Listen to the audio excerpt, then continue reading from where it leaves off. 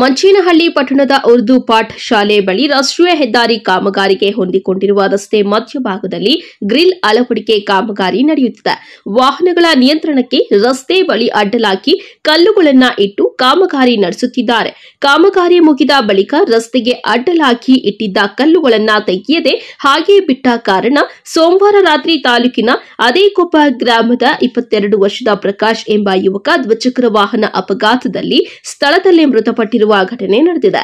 ಮೃತನ ಪತ್ನಿ ಶಾರದಾ ಮಾತನಾಡಿ, ನಾನು ನನ್ನ ಗಂಡ ಮಂಚೇನಹಳ್ಳಿಗೆ ನನ್ನ ಸ್ನೇಹಿತರ ಮನೆಗೆ ಬಂದಿದ್ದು ಬಸ್ ಸ್ಟಾಂಡ್ ಬಳಿ ಹೋಗಿ ಬರುತ್ತೇನೆ ಎಂದು ಹೋದವನು ಎಷ್ಟೊತ್ತಾದರೂ ಬರಲೇ ಇಲ್ಲ.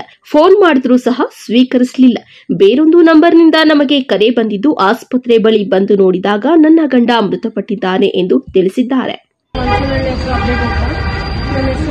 ಗಂಡ ಹೆಸರು ಪ್ರಕಾಶ್. ನಾನು ಮತ್ತೆ ನನ್ನ ಗಂಡ ಇಬ್ಬರು ಮಂಚೇನಹಳ್ಳಿಗೆ ಬಂದಿದ್ದೆ ನನ್ನ ಫ್ರೆಂಡ್ ಮನೆಗೆ. ಬಂದು ನನ್ನ ಗಂಡ ಇಲ್ಲಿ ಬಿಟ್ಬಿಟ್ಟು ಬಸ್ ಸ್ಟ್ಯಾಂಡ್ಗೆ ಹೋಗ್ಬಿಟ್ಟು ಬರ್ತೀನಿ ಅಂತ ಹೋದವರು ಬರಲೇ ಇಲ್ಲ. ಕಾಲ್ ಮಾಡಿದ್ರೆ ರೆಸ್ಪಾಂಡು ಮಾಡಿಲ್ಲ. ಮತ್ತೆ ಬೇರೆ ಅನ್ನೋನ್ ನಂಬರಿಂದ ನನಗೆ ಕಾಲ್ ಬಂತು, ಈ ಥರ ಆಕ್ಸಿಡೆಂಟ್ ಆಗಿದೆ ಗೌರ್ಮೆಂಟ್ ಹಾಸ್ಪಿಟಲ್ ಮುಂದೆ ಅಂತಂದು. ಬಂದು ನೋಡೋ ಅಷ್ಟೊತ್ತಿಗೆ ರೋಡಲ್ಲಿ ಫುಲ್ಲು ಕಲ್ಲುಗಳು ಬಿದ್ದಿದ್ವು. ರಸ್ತೆ ಕಾಮಗಾರಿ ಆಗ್ತಾ ಇರೋದಕ್ಕೆ ಫುಲ್ಲು ಕಲ್ಲುಗಳೆಲ್ಲ ಬಿದ್ದಿದ್ದಾವೆ. ಬೇಕಾಬಿಟ್ಟು ಚೆಲ್ಲಾಡಿದ್ದಾರೆ. ಅದರಿಂದ ನನ್ನ ಗಂಡ ಸ್ಪಾಟಲ್ಲೇ ಡೆತ್ ಆಗಿದೆ.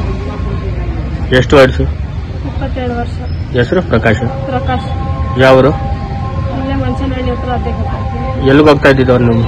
ಎಲ್ಲೂ ಇಲ್ಲ, ನನ್ನ ಫ್ರೆಂಡ್ ಮನೆಗೆ ಹೋಗ್ತಾ ಇದ್ರಿ. ನನ್ನ ಫ್ರೆಂಡ್ ಮನೆ ಹತ್ರ ಬಿಟ್ಬಿಟ್ಟು ಹಿಂಗೆ ಬಸ್ ಸ್ಟ್ಯಾಂಡ್ಗೆ ಹೋಗಿ ಬರ್ತೀನಿ ಅಂತ ಹೋದವನು ಬರಲೇ ಇಲ್ಲ. ಫೋನ್ ಮಾಡಿದ್ರೆ ರೆಸ್ಪಾನ್ಸ್ ಮಾಡಿಲ್ಲ.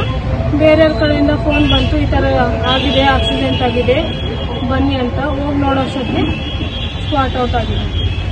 ಮತ್ತೆ ಕಂಪ್ಲೇಂಟ್ ಕೊಟ್ಟಿದ್ದೀನಿ ಸರ್. ಯಾವ station? Manchenahalli station.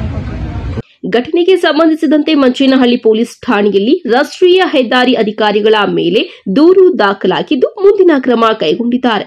KP Sameerachari ಜೊತೆ ನಾಸೀರ್, ಎಂಎಂಟಿವಿ ನ್ಯೂಸ್, ಗೌರಿಬಿದನೂರು.